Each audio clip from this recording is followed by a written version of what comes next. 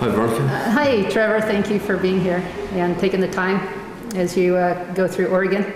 No, look, it's lovely to be here to try and spread a bit of the word, and I love Oregon. It's a great place. Yeah, it is. First thing is you're on tour, you're showing off your book, and can you explain the book, Barack Obama and the Enemies Within? Yeah, well, Barack, it's basically an encyclopedia of Obama's links with the radical Marxist left, going right back to his childhood, right up to his days in the White House. The Marxists who put him into power, the people who promoted them, and the people he has promoted since he's been in power. So it's 700 pages, very heavily documented, of his long-term associations with Marxists and radicals. Yeah, and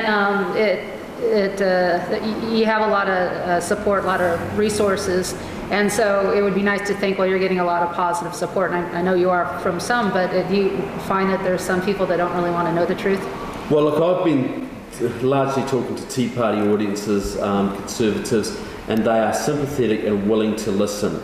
And I'm really interested in talking to the people who are open to learning more and will actually do something with the information, because this is designed to get people motivated and up into action and get politically involved.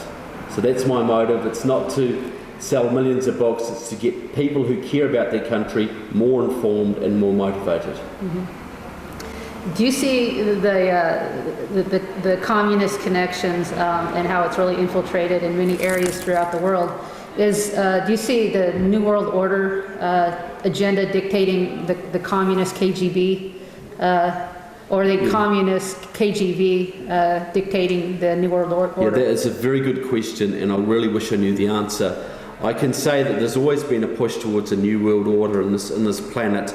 Often some rich business people have been involved in working with the radical left against the middle class. The question is today is whether the Russians and the Chinese and the Iranians, who are working heavily against your country, whether they are indeed controlled by forces above them or whether they're acting independently. And I can't answer that. All I know is that they are working in concert against your country and are making a lot of headway, and they have a lot of allies within your country. So that's really as far as I can go on that. Okay. Today is April 26th. We're doing a pre-recording, and Bill Ayers just happened to be in Eugene today, and you had a confrontation with him. What do you think? What was spoken? Look, I basically, Bill Ayers got up and started spouting off how much he hated slavery and we should be opposed to slavery, which everybody agreed to. And then he talked about how everybody should do compulsory service every 10 years throughout their life. And I drew the obvious conclusion, Bill. I said, surely that is a form of slavery. And a lot of people in the audience agreed with that. So he was really contradicting himself. His whole speech was a muddle of Marxist slogans and platforms that were really, really inconsistent. And if you probed his thinking very deeply, it was pretty deeply flawed. It was very easy to poke huge holes in his logic. But to give the guy credit, he's very clever and very gentle in his approach. And he had a lot of the young kids in the crowd eating out of his hand. Even though he's a terrorist? That probably added to his glamour. And he acted like he's very peaceful now, and he loved debate and open debate. But he was very willing to shut down any debate that opposed his point of views, and only encouraged debate that backed him up. Mm-hmm. So the old Marxist was showing through at every point. Mm-hmm. Marxists believe in freedom of speech for other Marxists, certainly not for anybody who opposes them. Yeah. Do you see Bill Ayers as somebody who's smart, or does he think shallowly? And what is it that makes communists embrace this type of ideology? Yeah, and that's a very good question. I think it actually goes... I talked to Tammy Bruce, the conservative commentator, about this once, and she was a former leftist. And I said, why do these people follow the leftist ideology? And she said, to her it was basically because they were flawed individuals. And most of us, we recognise we have character faults and we work to overcome them. We hold to the idea of personal responsibility. But these people are damaged individuals and they want to make the world like them. They want to change the world to fit their character deficits. So Marxism is a perfect ideology for these people to latch onto, because it's all about blaming others for your problems, blaming society for your shortcomings, and using society and force other people to follow your views. So flawed people are naturally attracted to Marxist ideology. So I think basically Bill Ayers is a shallow thinker, a flawed individual who has latched on to a vision of changing society to fit into his flawed world views. That is how I'd characterise him. And his he's got a lot of good qualities about him, but his logic is very, very faulty, very contradictory, and you can see it's really driven by his personality shortcomings. Do you see people like him as somebody who understands that communist, that manifesto will bring the average person down to begging for bread and upper class? Yeah, look, I don't know about Bill Ayers personally. I think probably, but the communist ideology is motivated by people, and it goes back to Milton. You know, the devil conundrum. It's better to reign in hell than serve in heaven. And these people don't really care whether what they do is going to bring up the working class or help people or not. All they want is power, to tell other people how to think and what to do. And they would rather serve in a hellhole America, they would rather reign in a hellhole America than serve in some normal, decent society. So that is their motivation. So they're a bit egocentric, and that's what they accuse the Americans overall as being. Oh, it's absolute projection. There's nobody more egocentric than a leftist. They think they know best, and they have a right to tell everyone else what to do, and the only reason we don't accept their word is because we're far too stupid. Yeah. And that is their vision. That's the way they think. Yeah, it seems to be. Through all your research, have you looked at the birth certificate issue? No, I haven't really. There's a lot of people looked at it, and I see it as a little bit of a diversion, because this isn't about Barack Obama or his legality.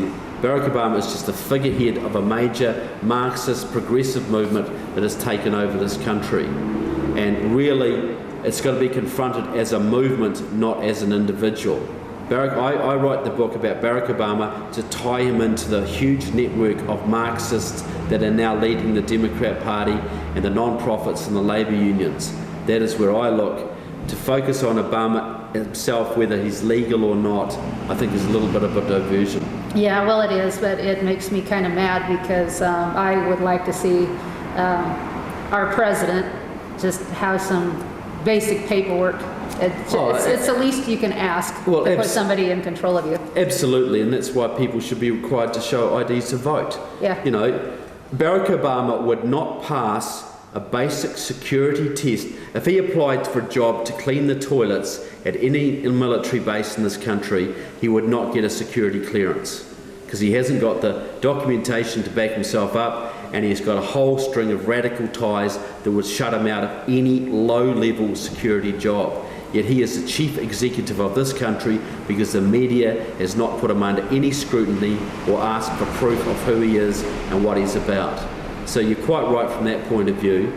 And I think when America gets serious about internal security again and starts holding Senate hearings or congressional hearings into security, Barack Obama should be thoroughly investigated, as should the people around him, so this kind of travesty can never occur again. Well, that would sure be nice.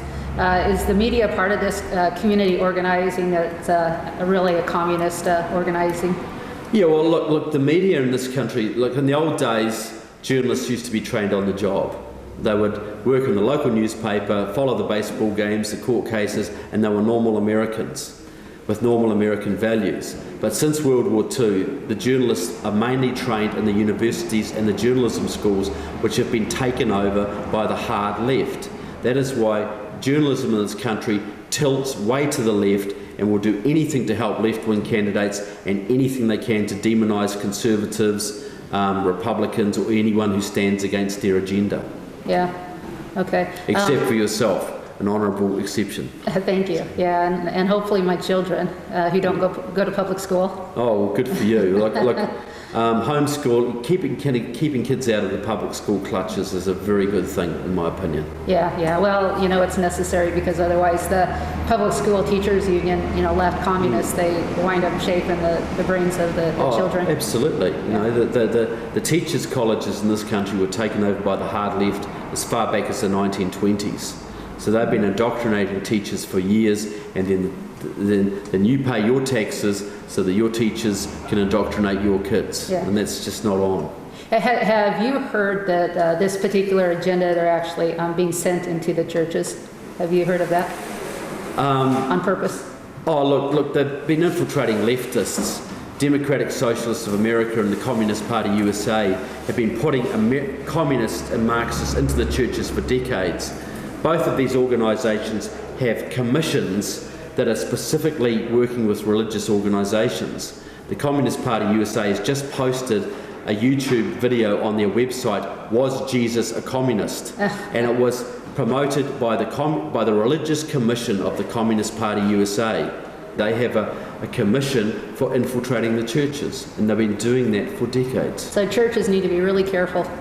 Yeah, well, and the mainstream churches have been infiltrated for a long time, and now the big target of the left is the Evangelical Churches, because they are the last bastion. Yeah. And so they are now being targeted. So the Evangelical Churches really have to watch out against the social justice doctrines that are now being promoted within them. Yeah, and if that sounds difficult for people to believe, if Satan can bring God's people down, then he wins.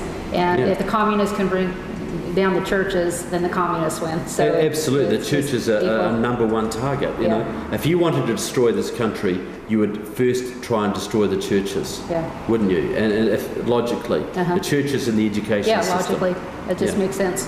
Because we were the backbone of the nation and the Constitution. Yeah, absolutely.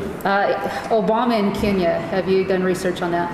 No, look, I know he has done work in Kenya promoting his radical Marxist cousin, who did that in 2006. So he's still got those old anti-colonialist connections, but beyond that, I don't have any deep research in that area. Well, from a guest that came back from Kenya in 2008, he had to get permission from the elder tribal council to run for president, even in the United States, and he had to go through a ceremony of that entailed sacrifice. Any thoughts on that? I haven't heard that story. Nothing surprises me.